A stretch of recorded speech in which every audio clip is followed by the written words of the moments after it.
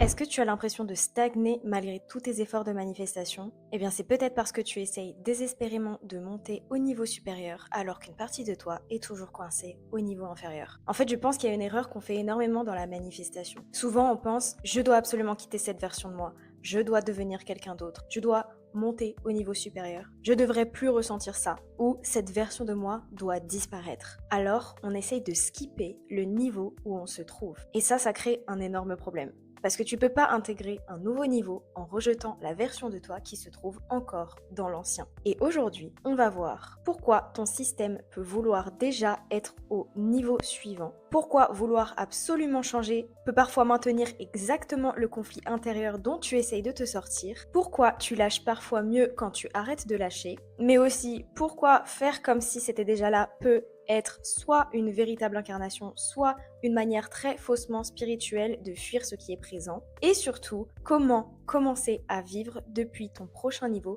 sans abandonner celle que tu es aujourd'hui. Parce qu'au fond, tu ne changes pas de niveau parce que tu as réussi à fuir celui-ci. Tu avances quand tu apprends enfin à le jouer. Bienvenue dans l'Ocyverse, l'univers où la spiritualité, l'art et les expériences de vie deviennent des portails vers une meilleure compréhension de soi et de nouvelles façons d'explorer la réalité. Moi, c'est Océane et ici, chaque vidéo est une nouvelle porte d'entrée vers l'une des planètes de l'Ocyverse, toutes reliées par une seule et même aventure, explorer, comprendre et évoluer pour retrouver ton alignement et créer une vie qui te ressemble. Et aujourd'hui, on va décoder un nouveau mécanisme de la vie basé sur le principe que la vie et la manifestation sont un jeu. Donc abonne-toi pour rentrer dans l'Ocyverse, active les notifications pour ne louper aucune prochaine quête et surtout like cette vidéo pour valider ta présence sur cette quête aujourd'hui. Game on!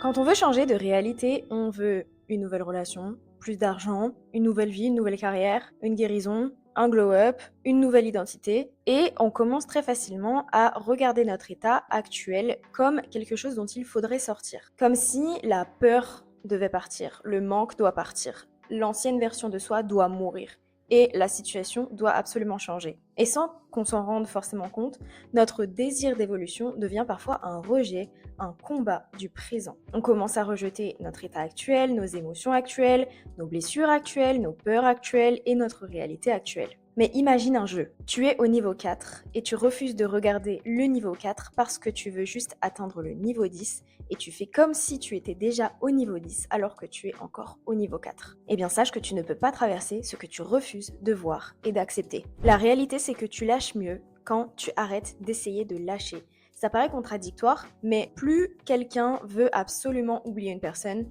plus il pense à elle. Plus quelqu'un veut arrêter une émotion, plus il surveille si elle est encore là. Plus quelqu'un veut absolument lâcher le manque, plus toute son attention reste organisée autour du manque. Pourquoi? Parce que plus tu mobilises d'énergie pour ne pas ressentir quelque chose, plus une partie de ton système reste organisée autour de cette chose. Et c'est là que le paradoxe apparaît. Le vrai lâcher-prise commence souvent au moment où tu arrêtes d'exiger que quelque chose parte. Quand tu peux simplement dire « Ok, tu es là, je n'ai plus besoin de te mettre dehors pour pouvoir avancer ». Tu ne lâches pas quelque chose en le rejetant, en le combattant, en le repoussant. Tu lui permets d'exister suffisamment pour ne plus avoir besoin de lutter contre lui. Et je sais que ce que je dis peut soulever une confusion parce qu'en manifestation, on nous dit tout le temps qu'il faut agir comme si on l'avait déjà. Il faut faire comme si c'était déjà là. Qu'il faut déjà être la version de soi qui vit notre réalité désirée. Mais en réalité, il y a deux mouvements complètement différents qui sont souvent mélangés. Le problème, c'est pas de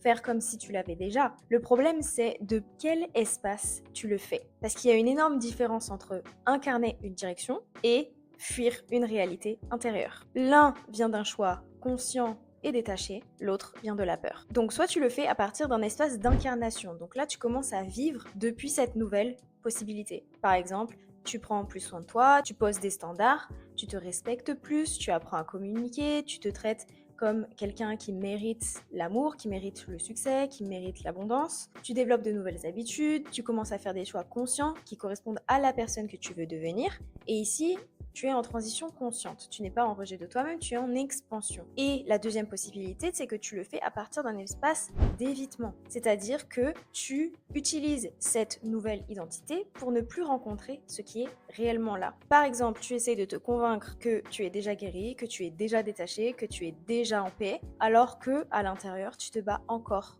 contre la peur, l'attachement, l'insécurité, le manque. Ici, tu ne transformes pas, tu évites, tu combats, tu mets une nouvelle couche par-dessus quelque chose qui demande encore à être vu. C'est comme vouloir manifester l'abondance tout en ayant tellement peur de ta situation financière que tu refuses même d'ouvrir tes comptes. Ton système désaligné pense que tu dois devenir quelqu'un d'autre et ton système aligné sait que tu peux commencer à apprendre les compétences du prochain niveau sans nier celui où tu es aujourd'hui. Ou encore, tu peux commencer à explorer une autre manière d'être sans rejeter celle qui est déjà là actuellement. Parce qu'on ne quitte pas un niveau par rejet, on le traverse. Tu peux apprendre de nouveaux comportements, créer de nouvelles habitudes, avoir des standards différents, faire de nouveaux choix, commencer à marcher vers une nouvelle identité, agir avec plus d'alignement, prendre soin de toi tout en étant capable de dire « et aujourd'hui, il y a aussi une part de moi qui a peur. » Parce que les deux peuvent coexister et tu n'as pas besoin de rejeter ton niveau actuel pour commencer à ouvrir la porte du suivant. Si la vie était un jeu, le personnage veut sortir du niveau parce qu'il n'aime pas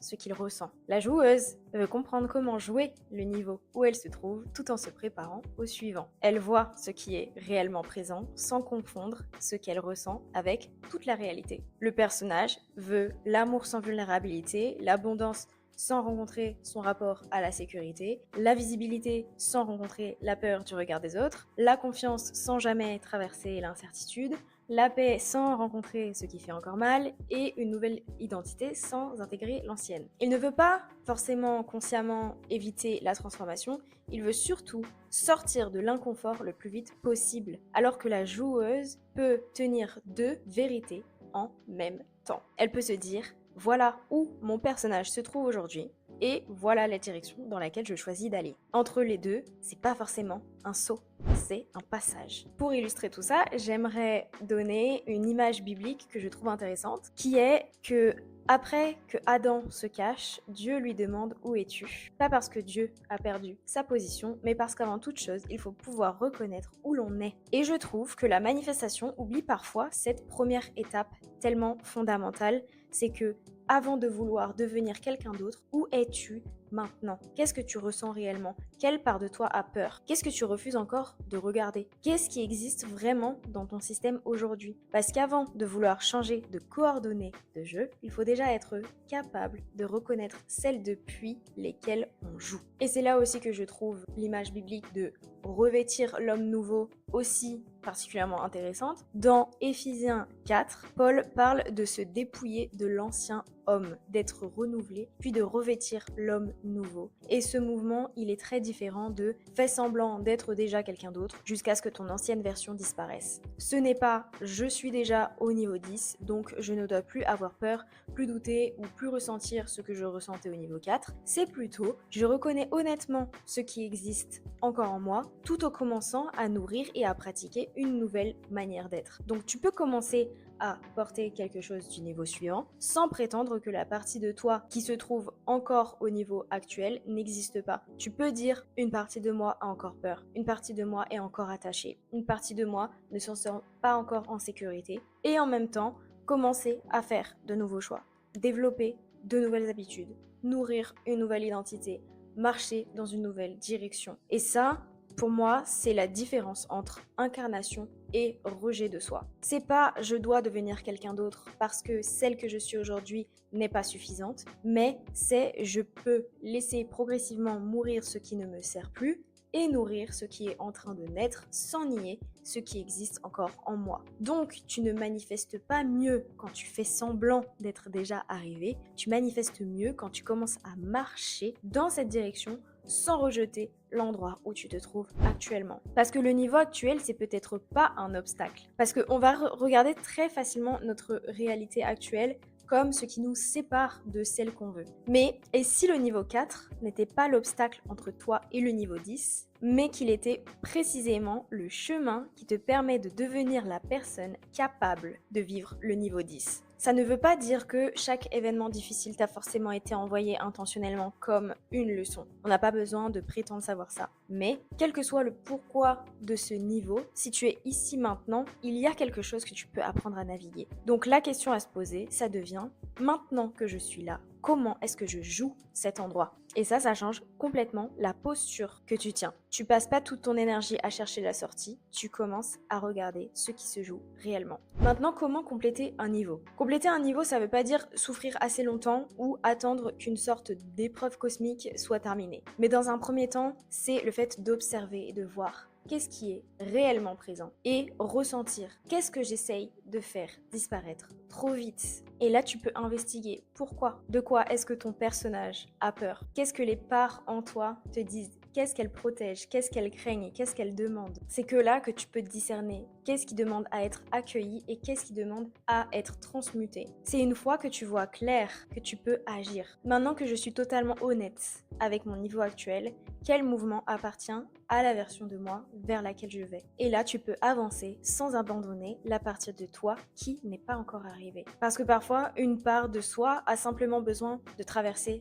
une peur. Parfois, elle a besoin d'être rassurée. Parfois, elle a besoin de nous montrer réellement que notre manière d'avancer doit changer. Parfois, elle porte un besoin qu'on ignore. Le but, c'est pas de laisser chaque part prendre le contrôle. Le but, c'est de pouvoir l'entendre sans l'abandonner. Et surtout, ne pense pas que tu as intégré un niveau seulement une fois que le décor va changer. Parce que souvent, on pense qu'on saura qu'on aura changé de niveau quand la relation sera là, quand l'argent sera arrivé, quand la situation aura changé, quand la manifestation sera visible.